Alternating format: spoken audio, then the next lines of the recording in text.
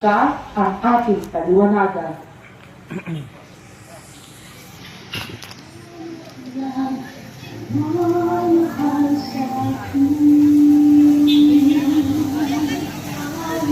San Jose, esposa de la Virgen María, patron de la Santa Iglesia Universal. Si Jose ng tahanan ni David ay nakilala mula sa bagong tipan ng Biblia bilang asawang lalaki ni Mariang ina ni Jesus, at bagaman ayon sa tradisyong Kristiyano na hindi siya biological o tunay na ama ni Jesus, siya ang gumanap na pangalawang ama o ama-amahan nito at ulo ng banal na mag-anak.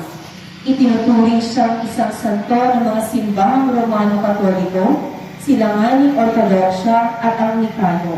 Siya ang pinakasing santo para sa katarunang panlipunan.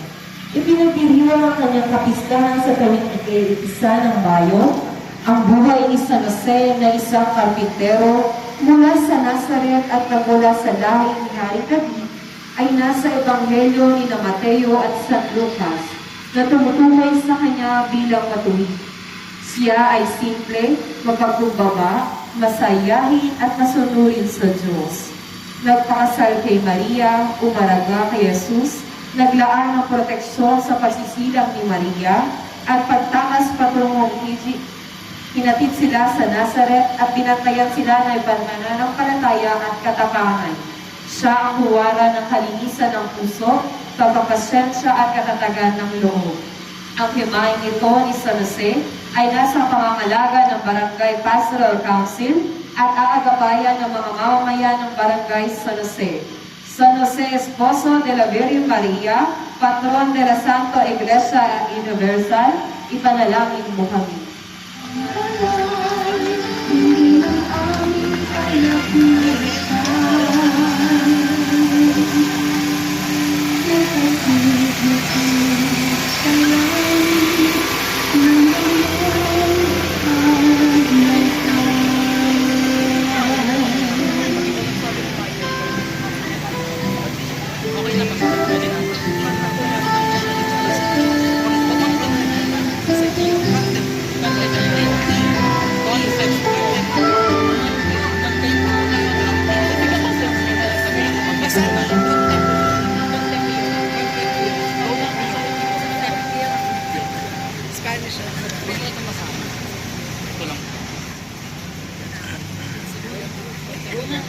La Immaculada Concepcion.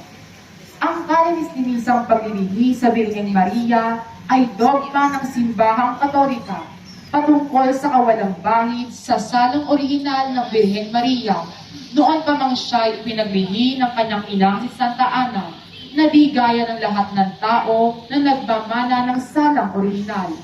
Ito ay isa sa 4 na dogmata o saligang katuruan ng simbahang Katolika patungkol sa Birheng Maria at nakasaad sa kalatas ng Papa o mulang Ineffabilis Deus o ang di malirip na Diyos na ipinahayag ni Papa Pio IX noong Disyembre 8, 1854 at nasa ilalim ng pangangalaga ng ating kapatid na si Concepcion Dablas mula sa bayan ng Noveleta, Cavite. Ito ay aagabayanan ng mga kasapi ng apostolado ng panalangin. La Immaculada Concepcion, ruega nos.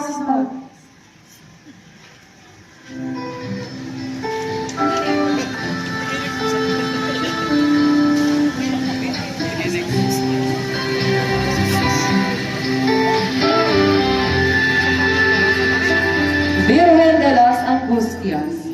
Sa pagninilay sa kasikpan ng mahal na Birhen na namumuno ng hapis at pighati, tangan niya ang koronang tinik at mga pakong nagdulot ng sakit at paghihirap at kamatayan ng kanyang anak na si Jesus sa krus.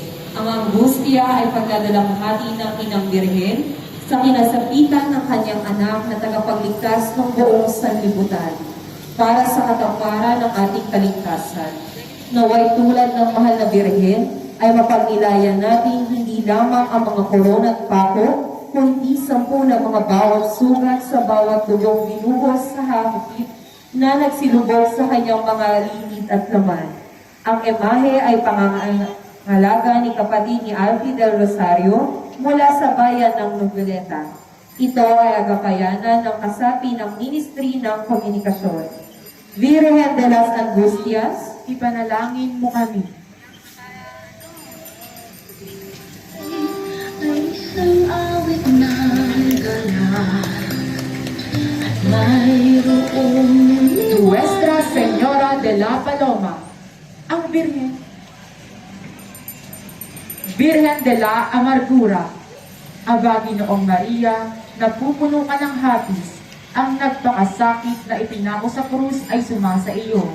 Bukod kang namighati sa babaeng lahat, at tanging kaisa ka naman sa mahal na pasyon ng iyong anak na si Jesus. Santa Maria, Ina ng manunubos, bahaginan mo kami ng iyong pagpapakasakit. Ipanalangin mo kami mga makasalanan na naging dahilan ng pagkapako niya sa krus, ngayon at sa oras ng aming kamatayan. Amen. Ang imahe ng Virgen de la Amargura ay nasa pangangalaga ni Reverendo Padre Alfie Pangilinan mula pa sa syudad ng Olongapo at aagapayanan ng Missionary Families of Christ. Mahal na Birhen ng Hapis, ipanalangin mo kami.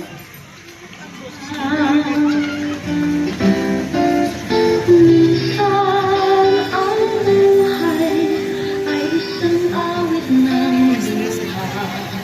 Nuestra Señora Vaso de Gugno de Honor. Ayon sa litanya ng mahal na Birhen, si Maria ay sisidlan ng kabanalan, sapagkat siya ang nagiging unang sisidlan ng Diyos Anak na nagkatawang tao. Sa loob ng 9 buwan ay dinala niya si Jesus sa kanyang sinapupunan. Isang saraw at sisidlan ng ang laman ay di kayang luluturin ng kaisipan. Isang sisidlang buhat sa malinis at banal na kasangkapan. Isang lalagyang sa kanyang nagalak ay ang yaman ng mga yaman. Si Jesus sa sakdal ang kabanalan ay nabuo bilang tao sa sinapupunan ng isang wagas na kalinisan. Ngayon si Jesus naman ay tunay na sumasa atin at kapiling natin sa anyo ng tinapay sa kanyang kabanal-banalang sakramento sa altar. Ang kanyang kapistahan ay tuwing 15 ng Agosto at nasa ilalim ng pangangalaga ng ating kapatid na si Kenneth Daloraya mula sa bayan ng General Trias. Ito ay agapayanan ng kasapi ng Kiro. Maria Santissima Vaso Digno de Honor, Ora Pro Nobis. Kahit anong tindi ng Diyos, kahit anong tindi ng dilim, may isang lang Nuestra Señora de Desadadora de Nudos, panalangin para kay Maria, tagakalag ng mga buhol ng buhay, kasama si Papa Francisco, sa pamamagitan ng iyong biyaya, ng iyong panalangin, at ng iyong alimbawa, iadya mo po kami sa lahat ng mga masasama. Mahal naming Ina, palagin mo ang mga buhol na humahadlang sa amin upang maging kaisa ng Diyos, maging malaya sa kasalanan at mga pagkakamali. Naway makita namin siya sa lahat ng bagay at mga puso namin ay maialay sa Kanya at lagi siyang mapaglingkuran sa aming kapwa.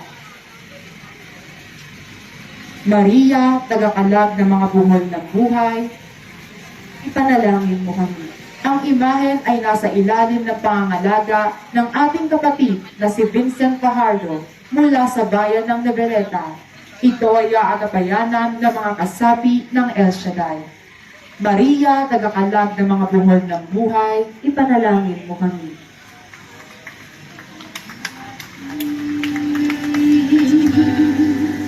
awit niya'y pag-ibig ng Diyos, tawag niya'y magbati, noon niya'y Karosa ng Inapoon Bato. Sinasabing wala pa ang mga Kastila ay pinipintuho na ng mga Eta ang sinasabing naghihimalang larawan ng mahal na Birhen sa Zambales. Laking pagkagulantang ng mga paring Agustino noong nakita nila ang Birhen. Nauna pa siya sa atin, kanila. Kinilala nilang inihanda ng mahal na Birhen ang kanilang pagdating upang ipangaral ang kaharian ng Diyos. Ang imahe ng Inapoon Bato ay nasa pangangalaga ng ating kapatid na si Jerome Alejandro mula sa bayan ng Kawi. Ito ay aagabayanan ng Mother Butterfield. Inapoon Bato, ipanalangin mo kami.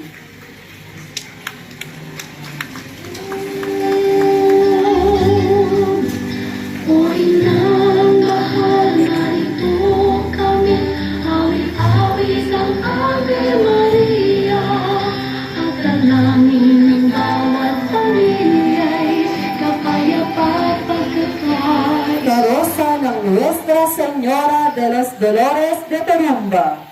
Sa baybayin ng Laguna de Bay ay nakita ang isang estampa ng ina ng hapis. Noong kanilang bubuhati na ay sadyang napakabigat, subalit noong nagsakyawan ng mga babae, ito ay bigling naging magaang. Kakatuwa ang kanilang sayaw kung kaya't sinabing sila'y parang nababaliw o natataro. Kaya ang birhen ay tinawag na birhen ng Tulumba. Di naglaon ay nagpagawa ng isang imahe na siyang isinasayaw sa mga lansangan. Ang birhen ay pinagtuturumba ng 7 ulit sa isang taon, bukod pa sa ilang pagtuturumba ng orhayo sa okasyon. Ang kanyang kapistahan, ang Viernes Dolores at ika-15 ng Setyembre.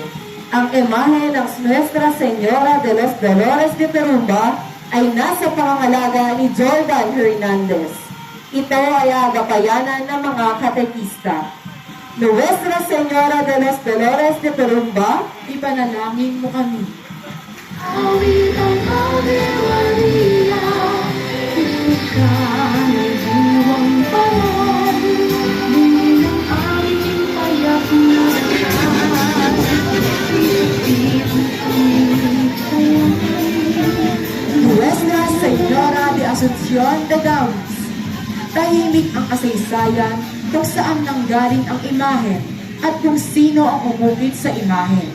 Gayunpaman, ang bayan ng Dawis na dating tinatawag na Mariveles ay may sikat na kwento ng birhen na hiniling niya sa isang mangingisdang hindi pinangalanan na dalhin siya sa islang ito na tinatawag na Mariveles.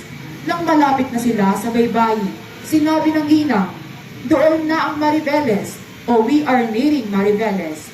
Bumaba siya sa bangka at nagtungo sa dalampasigan kung saan sagana ang mga palad sa poblasyon Dawis. Ibinunyag ng mangingisda na nawala ang babaeng pasahero at sa kanyang lugar ay nakakita ng isang bagay kung saan ang imahe ay nagpukaw ng pagkakahawik ng kanyang pasahero. Sinasabi na ang pangalan ng lugar ay hango sa salitang Lawis na ang ibig sabihin ay sandbar. Maaaring magmula rin ito sa salitang Dawi na nangangahulugang isang isda na kumagat sa pain ng kawit at tali. Ang naitala na kasaysayan ng Dawis ay nagsimula sa pagdating ng 2 paring Jesuita, si Father Diego de Ayala at Father Joseph Gregorio. Mula noon, nagkaroon ng sunod-sunod na mga misyonerong Jesuita hanggang 1786 at kalaunan ay pinalitan ng mga amang Augustinian Recollect hanggang 1888. Mula noon, pumalit na ang mga paring Pilipino. Ang imahen ay nasa pangangalaga ng ating kapatid na si John Lucas de Raxin mula sa bayan ng Naveneta. Ito ay aagapayanan ng mga kasapi ng Extraordinary Minister of Holy Communion. Mahal na Birhen ng Dawis, ipanalangin mo kami.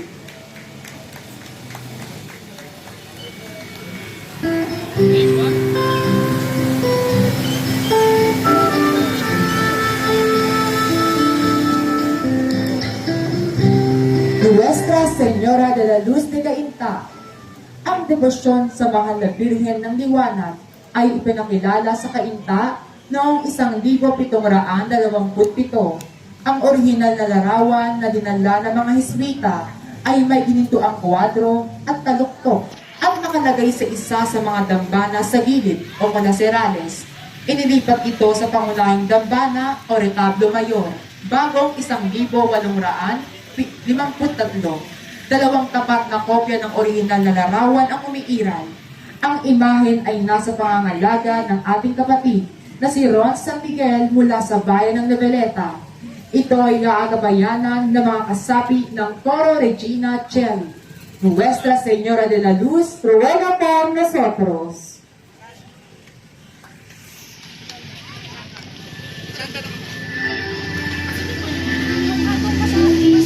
Karosa ng Nuestra Señora de Aranzanzu.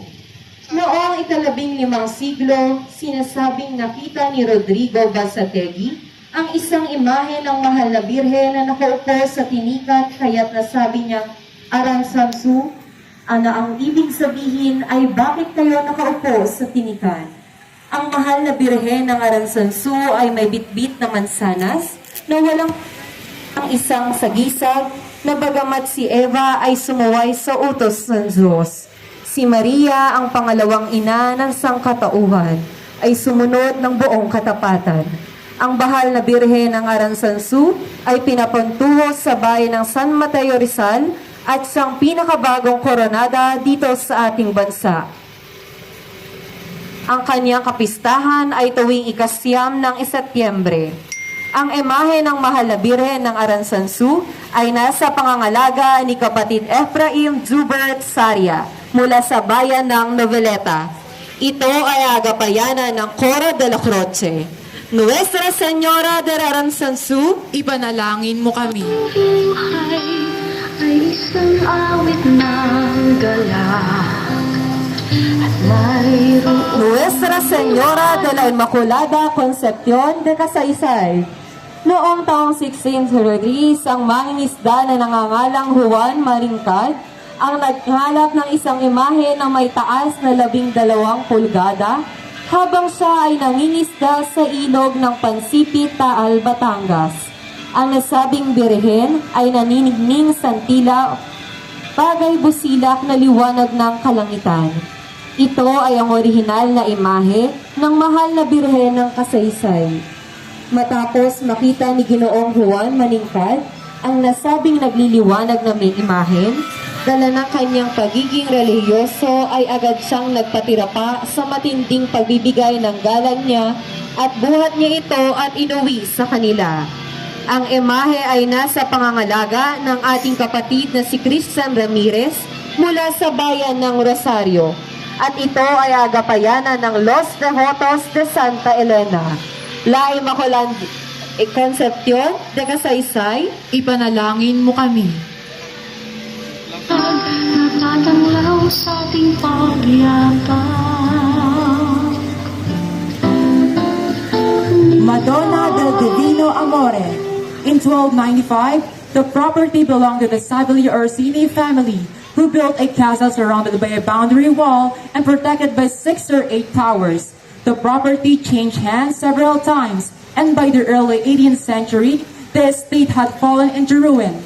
One of the towers of a gatehouse, known as the Castel di Leva, was decorated with a medieval fresco, a votive image of the Madonna and Child. The painting, whose artist is unknown, portrayed the Virgin Mary sitting on a throne and holding the child Jesus in her arms. A dove descends upon her as a symbol of the Holy Spirit. Local shepherds who would raise their flocks nearby during the winter would often meet her to pray the rosary. In 1740, a pilgrim was attacked by angry dogs near the gatehouse, and according to the tradition, was saved through the intercession of the Blessed Virgin Mary. Seeing the image, the man invoked the Mother of God for help. Immediately, the dogs calmed down and ran off into the countryside. Word spread of this occurrence, and the following September, the painting was moved to a nearby estate called La Falconiana, where a small church dedicated to the Virgin under the title Santa Maria ad Magos, or Saint Mary of the Magi, stood. On Easter Monday, April 19, 1745, the painting was returned to a new church built near the site of the old tower. On 31st May of 1750, Cardinal Carlo Rezzonico, later Pope Clement XIII, consecrated the altar in the church to Our Lady of Divine Love. The image of the Virgin is under the care of Madonna del Divino Amore Parish. From Las Piñas City, the parish is under the Diocese of Parañaque and accompanied by Couples for Christ. Our Lady, Mother of the Divine Love, pray for us.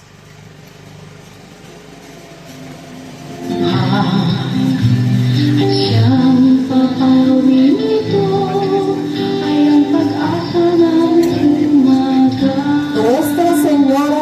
Fatima. Ang Birhen ng Fatima ay ang titulong iginawad sa Birheng Maria, kaugnay ng mga napagalitang nagpapakita o aparisyon niya sa katatlong batang pastol sa Fatima, Portugal, sa bawat ika-13 araw ng 6 na sunod-sunod na buwan, magmula 13 Marso 1917, ang tatlong batang ito ay sina Lucia Docal Santos at kanyang magkapatid na pinsan na sina Jacinta at Francisco Marto. Ang titulong Birhen ng Banal na Rosario ay karaniwang tumutukoy rin sa nasabing aparisyon. Naging tanyag ang naturang aparisyon sa Fatima dahil sa mga elemento ng propesiya at eskatolohiya. Partikular ang posibleng naganap na digmaan at pagbabagong loob ng rasya. Ang mga aparisyon sa Fatima ay opisyal na pinapahayag ng simbahang Katoliko na nararapat paniwalaan. Ang kanyang kapistahan ay tuwing 13 ng Oktubre at nasa ilalim ng pangangalaga ni Sister Cora Murillo mula sa bayan ng Noveleta. Ito ay agapayanan ng mga kasapi ng Legion of Mary. Nuestra Señora de Fatima, ruega por nosotros. Mamahal sa atin, awit niya'y pag-ibig ng Diyos, tawag niya'y Nuestra Señora del Santísimo Rosario. The Dang Fiesta of Rosario, or the Feast of Our Lady of the Most Holy Rosary, is celebrated twice a year. The first is in the month of May, held during the third Sunday of the month. In some instances, it is moved to the fourth Sunday when it is close in proximity to the Fiesta of Saint Isidore the Laborer.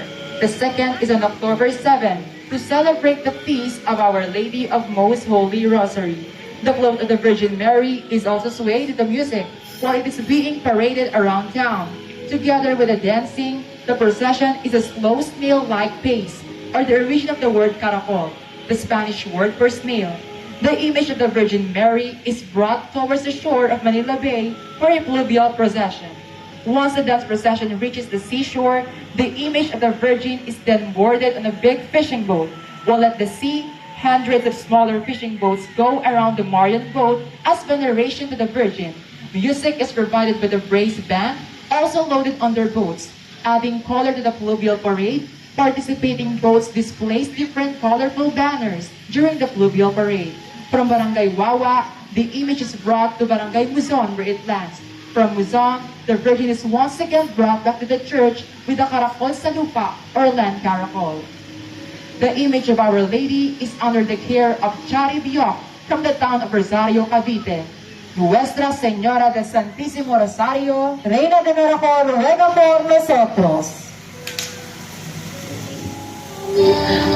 awit ang Ave Maria, ang kailangan ng bawat pamilya. Nuestra Señora de la Asunción de Maragondon. Ang pag-akyat sa langit ng Mahal na Birhen ay ang sandali ng katuparan ng paglalang, ang unang bunga ng plano ng Diyos sa sangkatauhan. Isang balak na kabilang ang sarili nating katauhan, katawan at kaluluwa sa harap ng dakilang lumikha. Bilang ina ng Diyos, naging manunubos ng lahi ng tao ang Mahal na Birheng Maria. Sa pag-akyat sa langit ni Birheng Maria, siya ang unang pumasok na magkasama ang katawan at kaluluwa. Ang huling hulwalhati na naghihintay sa katubusan ng sangkatauhan, matapos ang pangkalahatang pagkabuhay. Ang kalinis-linisang ina ng Diyos, si Birheng Maria na magwakas ang kanyang buhay, ay lupa ay nakiyat ang katawan at kaluluwa sa kaluwalhatian ng langit. Nangangahulugan ito na banal na si Maria at nagkaroon ng bahagi sa tagumpay sa kamatayan ng kanyang anak na si Kristo. Ang imahe ay nasa pangangalaga ng pamilya Ilagan, Flores mula sa bayan ng Maragondon at aagapayanan ng Holy Cross Catholic School of Noveleta. Birheng inakyat sa langit, Ipanalangin mo kami. Ihatid mo kami sa langit ng unang mata. Nuestra Señora de Candelaria. Ayon sa mga taga-silang, noong ika-20 taon, muling nabuhay ang kwento patungkol sa mahal na Birhen. Ang mahal na ina, di umano, ay bumaba sa kanyang pedestal. Nagpatunay sila na may isang di kilalang babaeng tumutulong sa mga nangangailangan noong panahon ng digmaan. Dalawang damit ng mahal na ina ang iniingatan ng mga nangangalaga sa kanya. Ayon sa Mother Wonders Guild, dating pinipira-piraso ang mga damit ng mahal na ina upang makatulong sa may sakit. Ang kanyang kapistahan ay pinagdiriwang tuwing ika-2 ng Pebrero, kasabay ng kapistahan ng paghahandog sa Panginoong Hesus sa templo.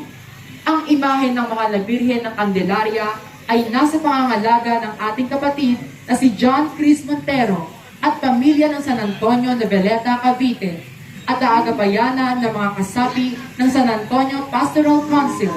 Nuestra Señora de Candelaria de Silang, ruega por nosotros.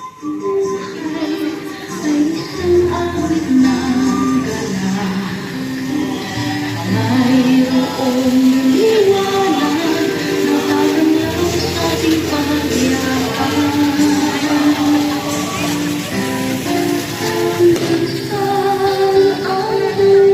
Nuestra Señora del Pilar de Imus. Noong 1623 na ang unang masilayan ang mga Pilipino ng banal na imahe na ito ni Maria sa taburing del Pilar sa Pilipinas mula sa Saragossa, Espanya.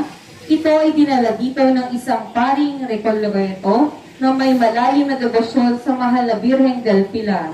Ang paring ito ay si Fray Martin Lumbares Sanchez Perez Peralta. Ang imahe ng bahal na Birheng del Pilar ay nananatili na sa isa sa mga simbahan sa Intramuros hanggang sa taong 1964 kung kailan nagpasiyahan ng mga pari na ilipat ito sa Hacienda de Imus upang doon pagawa ng isang kapilya na siyang pagluluklukan ito. Taong 1961 sa bisa ng Christi de Fidelio ay tinatag ang Diocese ng Imus. Kasabay ng pagtatakal ng Diocese ay tinalaga din ang Nuestra Señora bilang patrona nito. Ang imahe ay nasa ilalim ng pangangalaga ng kapatid na si Pastor Sumilang at pamilya mula sa bayan ng Noveleta. Ito ay agapayanan ng mga kasapi ng Santa Rosa Pastoral Council. Mahal na Birheng del Pilar, aming lakas at kagalakan, Ipanalangin mo kami. kahit anong tindi ng Diyos, kahit Nuestra Señora de la Soledad de Portavaga. Ito ang pinakamatandang pintang larawan ng mahal na Birhen sa Pilipinas. Tinatawag ding Reyna de Cavite, ang tagapagtangkilik ng buong lalawigan ng Cavite ay siya rin sakdala ng mga Caviteño sa mahigit na 3 siglo. Si Maria ay inilalarawan bilang babaeng namimighati noong gabi ng unang Biyernes Santo. Siya ay nakadamit puti at itim at nakaluhod habang pinagbubulay-bulayan ang paghihirap ng kanyang anak. Nasa kanyang harapan ang koronang tinik at ang mga pako na ginamit sa pagpapahirap kay Kristo. Ang larawan ay pinta sa canvas. Noong taong 2018, sa paintulot ng kanyang kabanalang Papa Francisco, ang mahal na Birhen ng Soledad ay ginawaran ng koronasyong kanonikal. Sa kasabay na taon, idineklara rin ng National Historical Institute bilang Natural Cultural Treasure ang pintang larawan ng mahal na ina. Ang imaang ito ay nasa pangangalaga ng ating kapatid na si E.J. Tiglao mula sa lungsod ng General Trias, Cavite. Ito ay aagapayanan ng mga kasapi ng Salcedo Dos Pastoral. Nuestra Señora de la Soledad de Portavaga, Reina de Cavite. Ruega nosotros. ay buhay na ang Diyos lamang sa ating nagkanoon. Ang mahal na ito kami, awit-awit ang Ave Maria, at namin ang bawat La Dolorosa. Itinalaga ng Simbahang Katolika ang Setyembre 15 bilang pagunita sa mahal na Birheng nagdadalamhati o Nuestra Señora de los Dolores. Tampok sa bawat imahe ng Dolorosa ay ang pagdadalamhati niya bilang ina ng Panginoong naghihirap. Bagamat tungo sa kasaysayan ng kaligtasan, kaisa ang mahal na birhen sa mga pagpapangasakit ni Jesucristo. Hindi siya umalis sa paanan ng krus hanggang sa huling hantungan. Katulad ng mahal na birhen, kailangan natin na maging matatag sa mga mahihirap na bahagi ng ating buhay. Ipinapaalala sa ating lahat na ipagkatiwala natin sa Panginoon ang pagbibigat ng suliranin at tawidin ito, may titiwala, tapang at pagmamahal mula sa pananampalataya. At nasa ilalim ng pangangalaga ng Olenco family mula sa bayan ng Noveleta. Ito ay agapayanan ng Church Greeters Collectors at Cofradia de Santa Cruz. Mother Dolorosa, pray for us.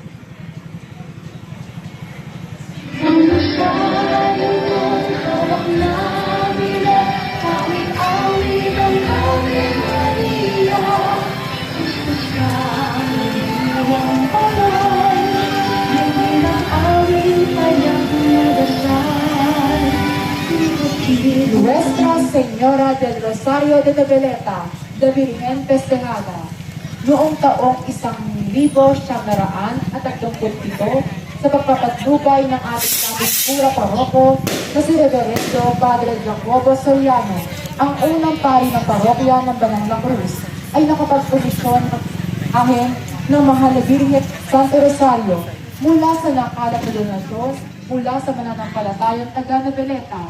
Mula rito ay umusbong ang debosyon sa ating mahal na ina sa naturang taguri kay Maria.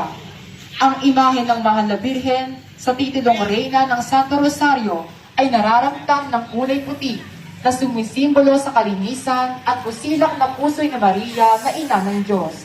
Siya rin ay raramtan ng kapa na kulay bughaw na nangangahulugang siya ay ang ating makalangit na ina at may putong na korona sa kanyang ulo dahil siya ang ating maringal na reyna ng langit at lupa. Siya rin ay may 12 bituin sa kanyang ulo dahil siya ang Immaculada Concepcion ayon sa banal na kasulatan. Makikita din sa kanyang imahen na may tangang rosaryo na tila inaabot niya sa ibaba. Ito ay ang kanyang tagubilin sa atin na magdasal ng Santo Rosario at patuloy na lumapit sa kanya. Ang kanya namang mga mata ay nakatuon na nakatitig sa atin. Nawari tayo ay kanyang pinapatnubayan. Ang Ninyo Jesus naman na tanga ng mahal na Birhen sa kanyang bisig ay nakabuka ang mga braso na siyang handa siyang tanggapin sa kung anong pagpapakumaling sa ating ginawa kung tayo ay magsisisi. Parehong nagpapahayag ng maamo at kahali-hali ng mahal na ina at ang ninyo. Sa tuwing sasapit ang buwan ng Oktubre, ay buong buwan pinagpipista ng marokya sa karangalan ni Maria, ang Nuestra Señora del Rosario de Noveleta, la Virgen Festejada. Nuestra Señora del Rosario de Noveleta, la Virgen Festejada, Ipanalangin mo kami. Viva la Virgen! Viva! Viva la Virgen! Viva! Viva la Virgen!